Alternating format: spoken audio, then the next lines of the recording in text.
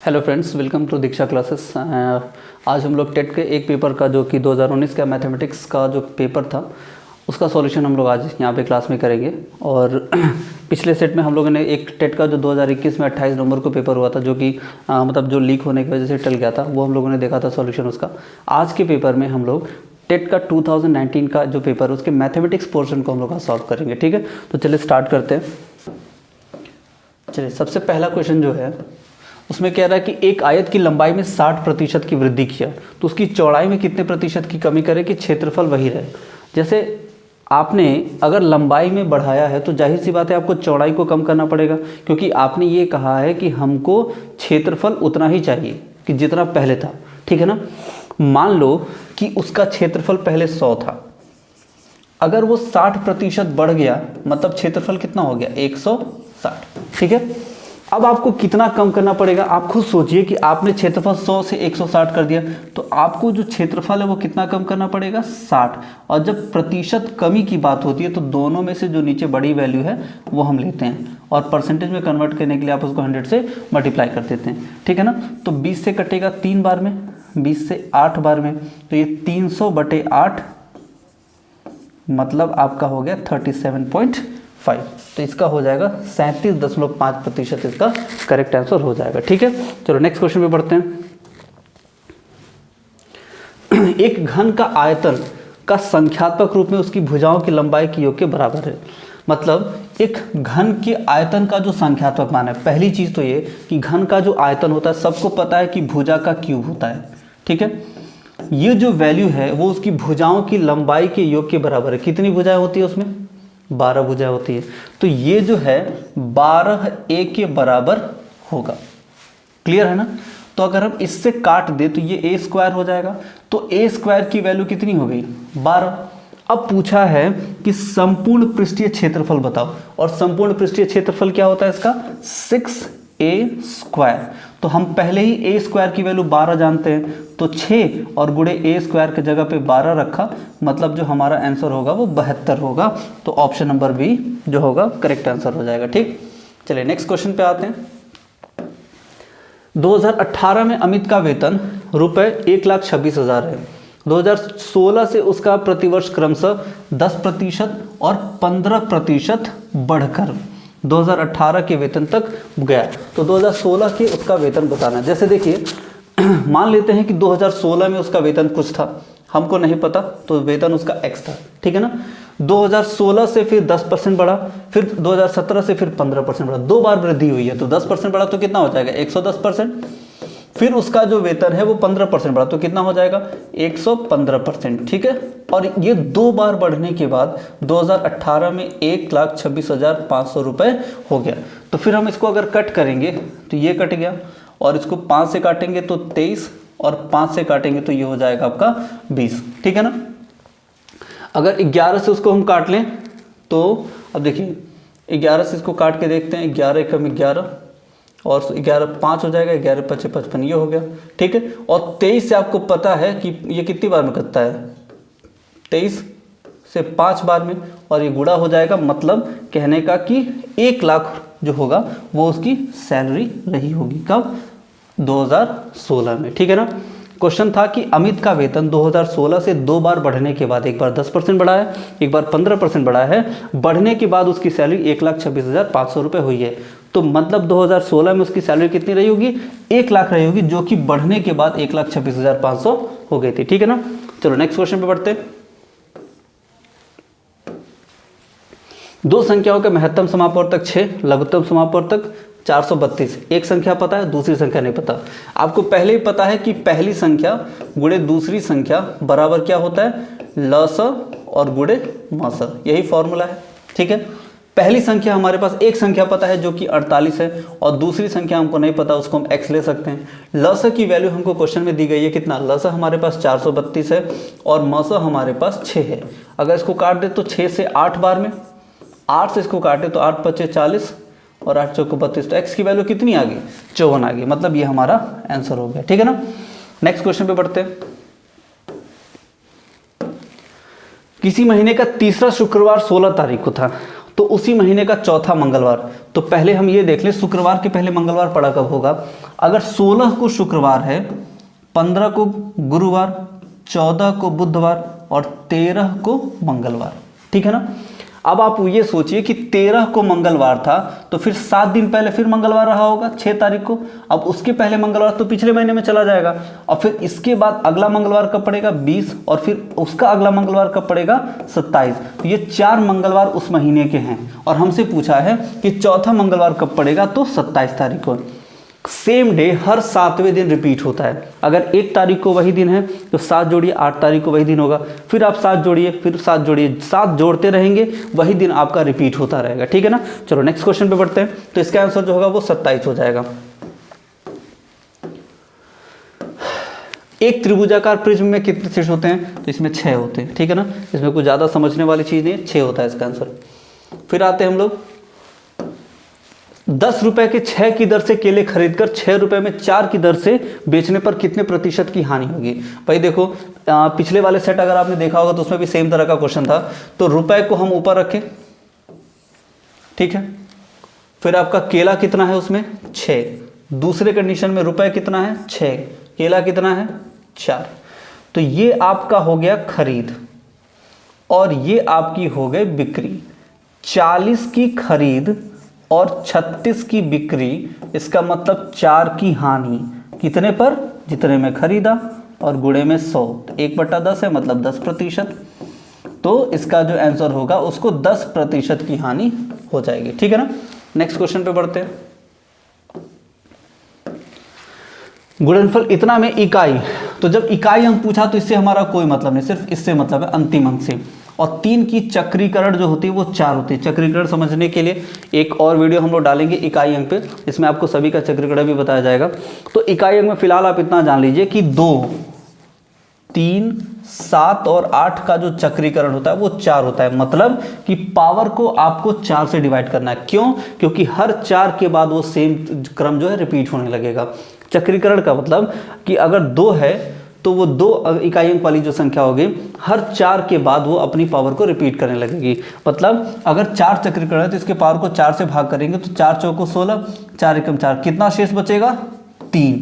तो 3 पर 3 पावर, 3 3 होते हैं 27। मतलब इसका जो इकाई अंक होगा 27 का 7 हमारा करेक्ट आंसर हो जाएगा। कैसे देखिए, 3 के पावर कितना बचा 3, तो ये हो गया 3 गुणे में 3 और गुणे में 3, तो ये कितना हो जाएगा 27 इसका आंसर हो जाएगा। लेकिन हमको सिर्फ इकाई अंक चाहिए तो हमारा आंसर 7 हो जाएगा, ठीक है ना। नेक्स्ट क्वेश्चन देखते हैं। एक भिन्न के अंश में को 20% और हर को 25, ये अंश हो गया, ये हर हो गया। इसको आपने 20% बढ़ाया तो ये 120% हो गया, और इसको आपने 25% बढ़ाया तो ये आपका 125% हो गया।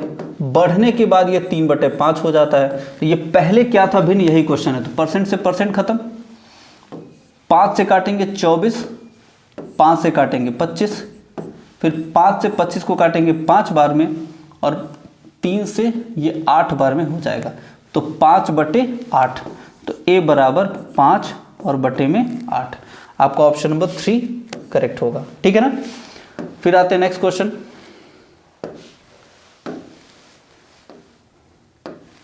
चलिए नेक्स्ट क्वेश्चन में देखिए, इसमें कह रहा है 8 से भाज्य होने वाली संख्याएं हैं। 8 से कौन कौन सी संख्याएं कटेंगी, बस आप ये देख लीजिए, ये 8 से कटेगा कि नहीं, ये 8 से कटेगा कि नहीं। जैसे मान लो कि 8 से अगर इसको हम काटने जाएंगे तो 8 छक्के 48, 4 और 4, 8 पचे 40, 4 और 8 पचे 40, मतलब ये 8 से पूरा पूरा कट जा रहा है। इसको 8 से देखते हैं, 8 छक्के 48, 4 और 2 42 हो जाएगा, 8 पचे 40, 2 0, लेकिन ये नहीं कटेगा, ठीक है ना।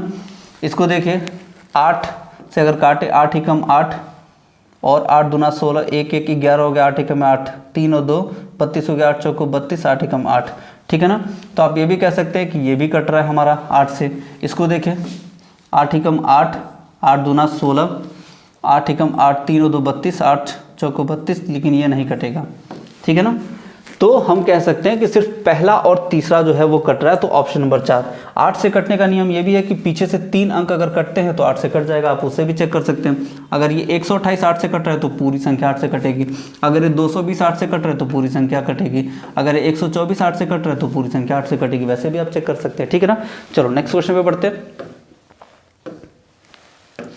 पाइथागोरस ट्रिक मतलब ये कि अगर इस तरह का कोई त्रिभुज है समकोण, तो ये आपका कर्ण होता है, ये आपका आधार और ये आपका लंब। अगर कर्ण का वर्ग आधार के वर्ग धन लंब के वर्ग के बराबर है तो उसी को, उसमें जो वैल्यू सेट होती है उसी को पाइथागोरियन ट्रिपलेट बोलते हैं इंग्लिश में, और हिंदी में पाइथागोरस त्रिक बोलते हैं। जैसे मान लो अगर ये 3 है, ये 4 है, तो पाइथागोरस प्रमेय से इसकी वैल्यू कितनी आ जाएगी 5। तो इन 3 के जोड़े को, इस त्रिक को ही पाइथागोरस त्रिक बोलते हैं, 3, 4 और 5। कब? जब ये बड़ी भुजा कर्ण पर होगी तब। ठीक, तो अब ये पूछ रहा है कि कौन सी ऐसी त्रिक है जिसकी सबसे छोटी संख्या 8 है। पहली बात तो इसमें सबसे छोटी संख्या 8 है नहीं 6 है, तो ये तो ऑप्शन हो ही नहीं सकता। ये हो सकता है, ये हो सकता है, ये हो सकता है, लेकिन ये तो पाइथागोरस त्रिक है ही नहीं। क्यों? क्योंकि 10 का स्क्वायर जो है इसके स्क्वायर प्लस इसके स्क्वायर के बराबर नहीं होगा। 17 का स्क्वायर 289 होता है, वो 8 के स्क्वायर 64 और 15 के स्क्वायर 225 के योग के बराबर होता है। मतलब इसका स्क्वायर और इसका स्क्वायर अगर जोड़ेंगे तो 17 के स्क्वायर के बराबर होगा। और जो कंडीशन दिया है कि सबसे छोटी संख्या 8 होनी चाहिए, वो भी इसमें फुलफिल हो रही है। मतलब हमारा ऑप्शन नंबर 3 करेक्ट होगा। ठीक है ना। चलिए नेक्स्ट क्वेश्चन पे आते हैं। जेड का मान ज्ञात कीजिए यदि संख्या 9 से विभाज्य होने का मतलब जोड़ने पर 9 से कटना चाहिए। तो 8, 7, 15, 1, 16, 4, 20 है, और 9 से कटने के लिए 9 3 27 चाहिए, तो 20 है, 7 और चाहिए, 7 दे देंगे। तो यहाँ पे जो जेड है वहाँ पे हमको 7 रखना चाहिए, तो हमारी जो वैल्यू है वो 9 से कट जाएगी। ठीक है। नेक्स्ट क्वेश्चन पे देखिए, कह रहा है कि 2160 को अगर हम फैक्टर करें तो 2 के पावर 3 के पावर 5 के पावर में आना चाहिए। तो पहले हम फैक्टर करके देखते हैं 2160 को। 2 से काटेंगे 1080, फिर 2 से काटेंगे तो इसका आधा कितना 5040, फिर 2 से काटेंगे तो 25 20,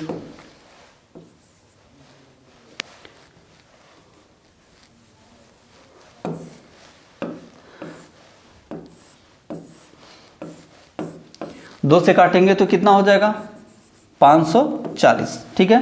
फिर 2 से काटेंगे 270, 2 से काटेंगे 135। अब ये कटेगा 3 से 45 बार में, 45 को 3 से काटा 15, फिर 3 से काटा 5 और फिर 5 से काटा 1। आपको दिख रहा होगा 2 के पावर 4, तो 2160 को जब हमने तोड़ा है तो 2 के पावर 4 गुणे 3 के पावर 3 और 5 के पावर 1। अब ये इस क्रम में आपको दिख रहा होगा, तो ए की जगह पे आपकी वैल्यू कितनी है 4, बी के जगह पे आपकी वैल्यू 3 और सी के जगह पे आपकी वैल्यू 1 है। तो उसी को इसमें रख के आपको आंसर निकालना है। तो ठीक है, तो 3 के पावर ए की वैल्यू कितनी है 4 गुणे 2 के पावर, अब देखिए जब माइनस में तो 1 के नीचे लिखेंगे तो माइनस को हम प्लस में लिख सकते हैं। अगर ए की पावर -1 है तो इसको 1/a के पावर 1 लिख सकते हैं। अगर आपको पावर निगेटिव में है उसको पॉजिटिव बनाना है तो आप उसको इंटरचेंज कर सकते हैं, रेसिप्रोकल कर सकते हैं। ठीक है ना। तो हम इसको क्या करेंगे, अगर -b है तो 1/2 के पावर b, और b की वैल्यू हमारे पास कितनी है 3 गुणे c की वैल्यू है 1, तो 1/5 के पावर 1। तो 3 के पावर 4 का मतलब क्या हो गया 81, तो ऊपर तो सिर्फ 81 है। 2 के पावर 3 का मतलब 8 और 5 के पावर 1 का मतलब 5, तो 8 5 40, तो नीचे 40, तो 81/40। ऑप्शन नंबर सेकंड जो होगा वो करेक्ट आंसर हो जाएगा। नेक्स्ट क्वेश्चन में देखिए, ये सेट बार, ये बार जो है पहले इसको सॉल्व करना पड़ता है। तो 13 में से 7 जाएगा कितना, देखिए इसको अगर उतार लें तो ये कुछ ऐसा है -9, फिर ब्रैकेट -8 प्लस फिर 24 डिवाइडेड 13 -7 पे 12। ठीक है। तो इसकी वैल्यू पहले इसी को करना है, 6 हो जाएगा।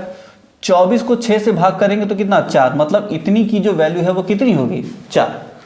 अब -8 में 4 जोड़ेंगे तो -4 होगा। ठीक है ना, बाहर माइनस लगा है, फिर -9 है, और माइनस माइनस प्लस हो जाएगा तो -9 प्लस 5 हो जाएगा।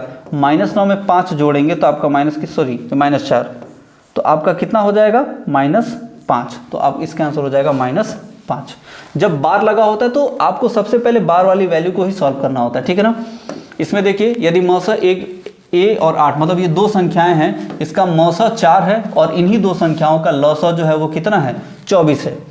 तो पहली वही जो चीज़ें हम लोग पहले किए हैं कि पहली संख्या गुणे दूसरी संख्या बराबर लौसा गुणे मौसा। तो आपके पास इसमें क्या क्या दिया हुआ है ये ध्यान देना है। पहली संख्या गुणे दूसरी संख्या, तो पहली संख्या a है दूसरी संख्या हमारे पास 8 है, लसा हमारे पास कितना है 24 और मौसा हमारे पास है 4। ये कि क्वेश्चन में हमारे पास डाटा है तो 8 से काटेंगे 3 बार में, 4 3 12, तो जो ए संख्या हमारे पास मिसिंग थी उसकी वैल्यू कितनी आ गई 12। अगला क्वेश्चन,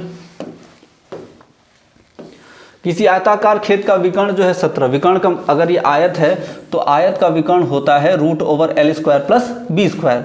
तो रूट में L square plus B square की जो वैल्यू है वो कितनी है 17। तो अगर रूट इधर से हटाएंगे तो उधर स्क्वायर लगाएंगे, तो L square plus B square की जो वैल्यू होगी वो होगी 289। ठीक है ना। अब आपके पास एक चीज होती है परिमाप। आयत का परिमाप क्या होता है 2 गुणे लंबाई धन चौड़ाई। तो 2 गुणे लंबाई धन चौड़ाई और इसकी वैल्यू कितनी हमारे पास 46, 2 से काटेंगे तो 23, मतलब लंबाई प्लस चौड़ाई की जो वैल्यू है वो कितनी है 23। अब कौन सी ऐसी वैल्यू है जिसको जोड़ने पर 23 आएगा और उनका वर्ग करने पर 289 आएगा। दिमाग में सोचिए, क्या 15 और 8 होगा?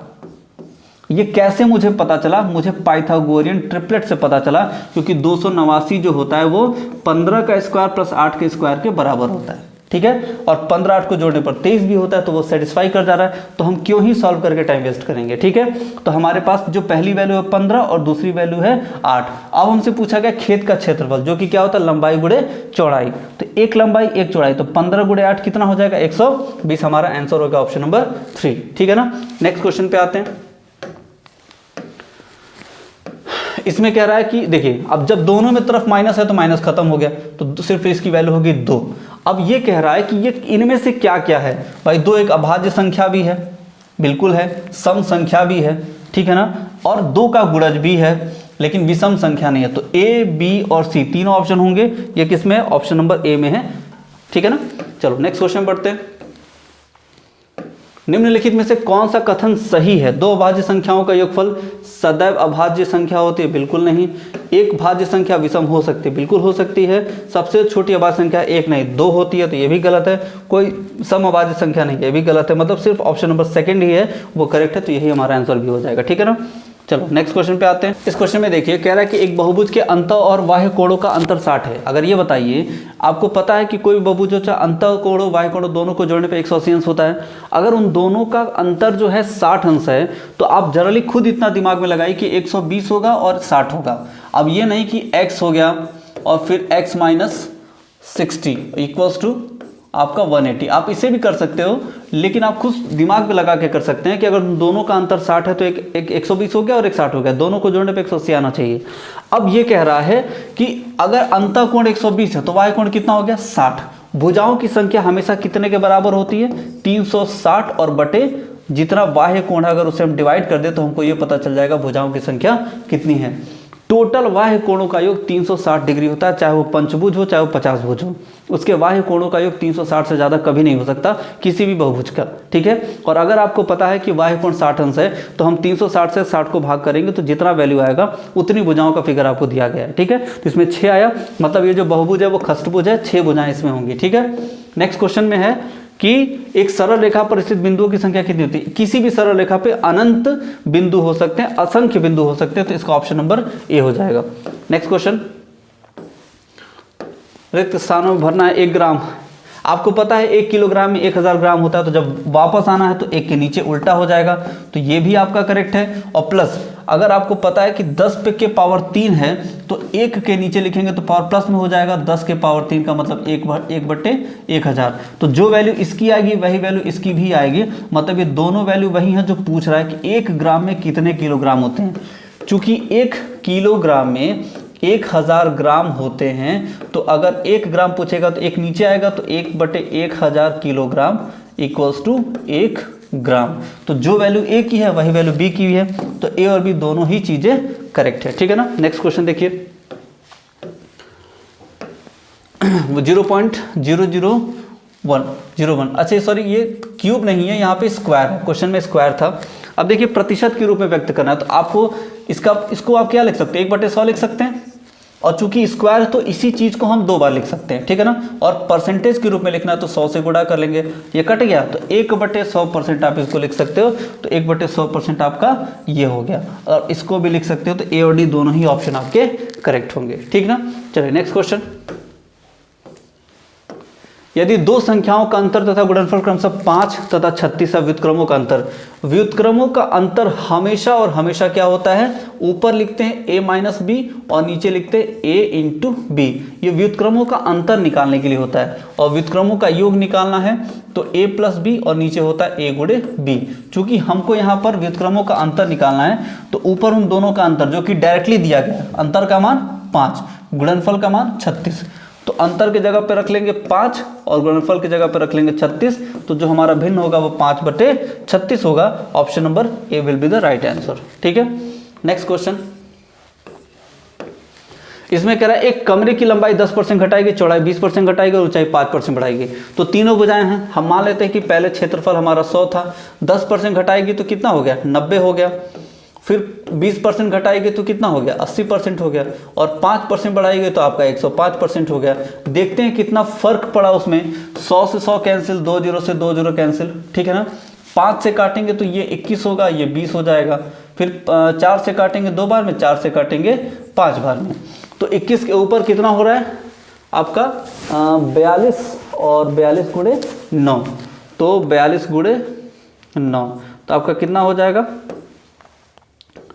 378 और बटे में क्या हो गया 5, तो 5 7 35, 2 और 8 28 हो जाएगा।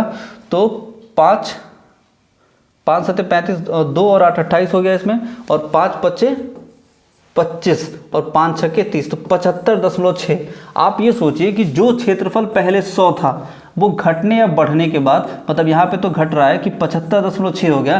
पूछा है कि कितना प्रतिशत का परिवर्तन हुआ, तो जाहिर सी बात है ये कम हुआ। कितना कम हुआ, 24.4% की इसमें कमी आई है। जितना बढ़ रहा है 100 पे बढ़ा देंगे, जितना घट रहा है 100 पर ही उतना % घटा देंगे। ठीक है ना। चलो नेक्स्ट क्वेश्चन पे बढ़ते हैं। एक कमरे के 15 मीटर 17 मीटर लंबे तथा इतने मीटर चौड़े फर्श पर लगाई जा सकने वाली टाइलों की संख्या। एक फर्श है जिसकी लंबाई आपकी ये है और चौड़ाई आपकी ये है, इसको चेंज करेंगे तो 1517 सेंटीमीटर हो जाएगा, 1517 सेंटीमीटर। और इसको चेंज करेंगे तो 902 सेंटीमीटर, 902 सेंटीमीटर। कैसे, 9 मीटर में 900 और ये 2, ठीक है ना।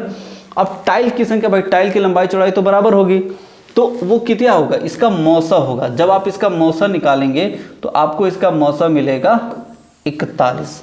ठीक है। अब टाइलों की संख्या क्या होगी, भाई जिस क्षेत्रफल पर निकालना है वो क्षेत्रफल और बटे एक टाइल का क्षेत्रफल। एक टाइल का क्षेत्रफल कितना है, लंबाई 41 और गुणे 41, ठीक है ना। अब अगर इसको काटेंगे तो ये कटेगा कितनी बार में, 37 बार में, ठीक है ना। इसको कितनी बार में काटेंगे, 41 दूना 82, 8 और 2, 41 दूना 82, 37 को 22 से गुणा करेंगे तो 814 आपको करेक्ट आंसर मिलेगा। ठीक है ना। फिर पूछ रहा है किसी बंटन का बहुलक ज्ञात किया जा सकता है आयत चित्र द्वारा। सबको पता होता है किसका आंसर होगा, आयत चित्र के द्वारा। फिर आते हैं, चलिए नेक्स्ट क्वेश्चन में देखिए क्या है। यदि a plus B by C बराबर B plus C by A बराबर C plus A by B, तो भाई 2 बार a है, 2 बार b है, 2 बार c है, तो 2, फिर हो गया a प्लस बी प्लस सी और नीचे भी a प्लस बी प्लस सी ही आएगा। अगर देखें तो ये कट गया, तो k बराबर k की जो वैल्यू है वो कितनी आ गई, 2 आ गई। ठीक है ना। तो ऑप्शन 3 जो होगा वो करेक्ट आंसर हो जाएगा। 28 नंबर में कह रहा है कोई 3 मापों को लेकर कुल कितने त्रिभुज बनाए जा सकते हैं। भुजा की माप 1.2, 4.25। देखिए कभी भी जो त्रिभुज होती है तभी संभव है जब 2 भुजाओं का योग तीसरी से क्या हो, बड़ा हो। 3 भुजाएं जिसमें से अगर 2 भुजाओं को जोड़ते हैं वो तीसरी से हमेशा अगर बड़ा होगा तभी त्रिभुज बनना संभव है। तो इसमें एक ही बार संभव होगा। अगर इन दोनों और इसको ले लेंगे तभी त्रिभुज संभव है, क्योंकि इनको अगर हम जोड़ लेंगे तो इससे क्या हो जाएंगे, बड़े। और ये एक ही माप संभव है तो इसलिए एक ही त्रिभुज बनना संभव है। जैसे अगर ये त्रिभुज तभी बनेगी, जैसे मान लो 5 हो गया, 4 हो गया और ये 3 हो गया, जो कि एक समकोण त्रिभुज के त्रिक हैं। तो आपको पता है कि अगर इसको जोड़ रहे हैं अब इन 2 भुजाओं को, तो तीसरी भुजा से सदैव बड़े होने चाहिए, तभी वो बनना त्रिभुज संभव, नहीं तो नहीं बनेगा। ठीक है। चलो नेक्स्ट क्वेश्चन। एक भिन्न के हर अंश से 2 गुने से 1 अधिक। आप ऑप्शन सही कर लीजिए। जो भिन्न का हर होगा, ये अंश होता है, ऊपर नीचे हर होता है, 2 गुने से 1 अधिक है। इसके 2 गुने से 1 अधिक है, ये संभव है। 2 गुने से 1 अधिक है, ये संभव है। 2 गुने से 1 अधिक नहीं, ये तो बिल्कुल नहीं हो सकता। दोगुने से एक अधिक है, ये संभव है। अब एक और कंडीशन है कि अंश में 2 जोड़ने पर, अगर इस वाले में अंश में 2 जोड़ेंगे तो 6 हो जाएगा, और हर में 3 घटाने पर, इसमें 3 घटाइए तो 6, तो इसको काटने पे क्या हो जा रहा है 1। और यही कह भी रहा है कि अगर आप अंश में 2 जोड़ दें, हर में 3 घटा दें, तो आपकी वैल्यू कितनी आनी चाहिए 1, और इससे 1 आ जाए तो हमारा आंसर हो गया। ठीक है ना। चलो नेक्स्ट क्वेश्चन। पार्श्व आकृति में x का मान आपको ज्ञात करा। देखिए यहाँ पे अब जाहिर सी बात है, ये एक्चुअली ये रीजनिंग की क्वेश्चन है, तो सामने सामने से अगर आप देखेंगे तो क्यूब मिलेगा। 2 का क्यूब 8, 3 का क्यूब 27, 4 का क्यूब 64, तो 1 का क्यूब तो वैसे भी कुछ फर्क नहीं पड़ना है, तो 1 का क्यूब क्या होगा 1 ही होगा, तो ऑप्शन नंबर 1 हमारा सही आंसर होगा। तो ये वो 30 क्वेश्चन थे जो 2019 के टेट के पेपर में मैथमेटिक्स के पोर्शन में था, और वो आज हम लोगों ने सॉल्व किया है। आशा करते हैं आपको अच्छा लगा होगा। अगर आपको वीडियोस अच्छे लगते हैं, आपको लगता है कि जो सारे वीडियोस हैं आपके लिए उपयोगी हैं, हेल्पफुल हैं, तो कोशिश करें इस वीडियोस को अपने फ्रेंड्स और अपने जाने वालों तक जरूर पहुँचाएँ, और अगले वीडियोस तक इंतजार करें। और अब तक ये वीडियो देखने के लिए थैंक यू सो मच।